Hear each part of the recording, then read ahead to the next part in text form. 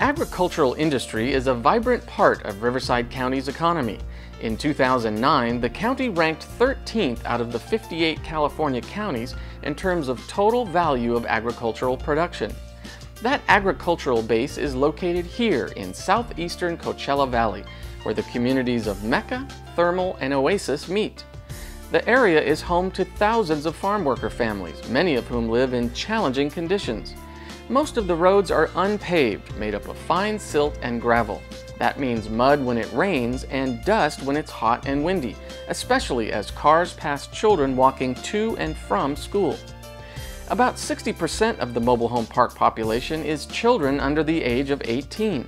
Young people are particularly susceptible to the ill effects of dust emissions, known to cause growth and development problems. Yolanda Lopez knows about the dust all too well.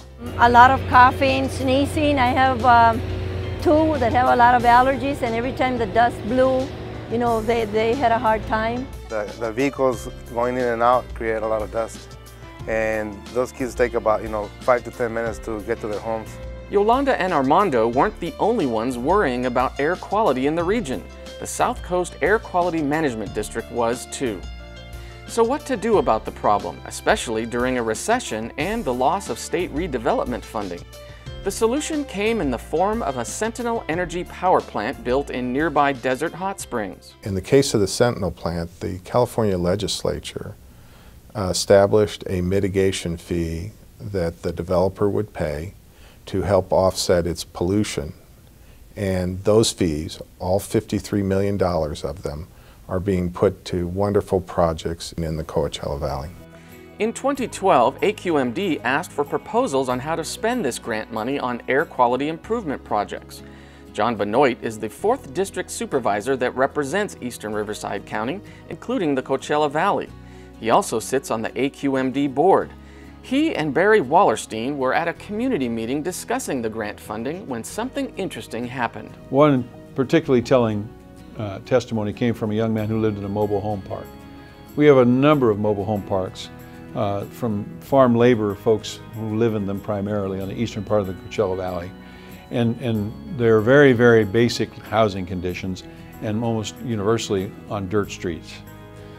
This young man got up in front of this public meeting and testified how if we're going to spend money to try and improve the air quality in the area, he thought it'd be a good idea to pave these roads. We took that testimony and came back to analyze how could we make that happen.